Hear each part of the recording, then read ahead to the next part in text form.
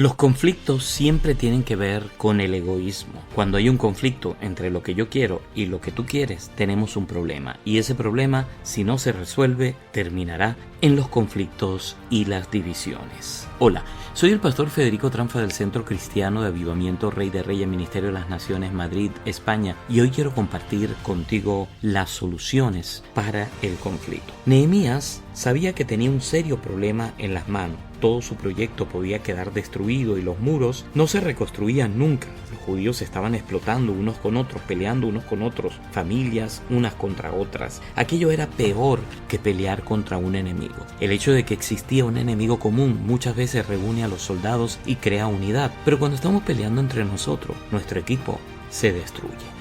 El primer paso que hizo aquí Nehemías cuando estuvo frente al conflicto fue enojarse. Sí, enojarse parece algo que realmente no resuelva el problema, pero dice la palabra que cuando él oyó las palabras de protesta de la gente se enojó muchísimo. Como líder, si tú ves que la armonía de tu grupo es amenazada de alguna forma, tú debes enojarte. Tu papel como líder es el de proteger la armonía. Nehemías no pasó por alto el problema que estaba dividiendo a su equipo. Se lo tomó en serio. Algunas veces es adecuado enojarse. Hay ocasiones en las que es correcto eso. Nehemías no estaba solamente enojado, sino que este verso de la palabra dice que se enojó muchísimo. Sí, la Biblia dice: airaos, pero no pequéis. No se ponga el sol sobre vuestro enojo. Dios autoriza enojarse. Jesús se enojó. Tú puedes enojarte sin pecar. Cuando veas la falta de armonía causada por el egoísmo como el líder, lo mejor que puedes hacer es enojarte. Sé como Nehemías.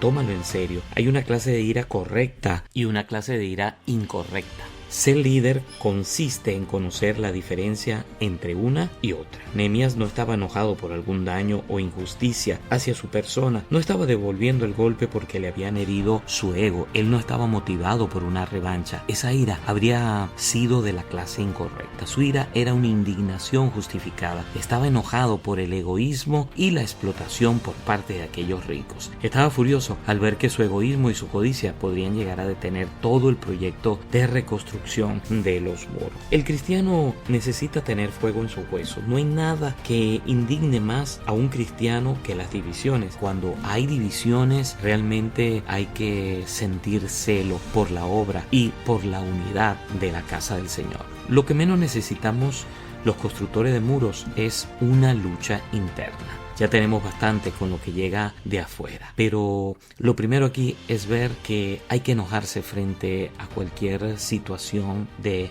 división. El segundo paso es: tómate tu tiempo para reflexionar y piensa antes de hablar. Dice aquí la palabra: y después reflexioné y reprendí a los nobles y gobernar. La Biblia hace lo siguiente en forma de paráfrasis. Podemos decir: después de pensarlo, hablé con estos ricos funcionarios del gobierno. Los funcionarios del gobierno eran los que le estaban robando a todos los demás. La palabra hebrea usada aquí significa literalmente consulté conmigo mismo. La primera reacción de Nehemías fue enojarse, pero sostuvo una larga charla consigo mismo antes de actuar como consecuencia de ese enojo. Se buscó un lugar para estar a solas con Dios, oró acerca de la situación y reflexionó mucho sobre ella. Sabía que necesitaba tener la perspectiva correcta. Cuando el enojo se basa en las emociones puede hacer mucho daño.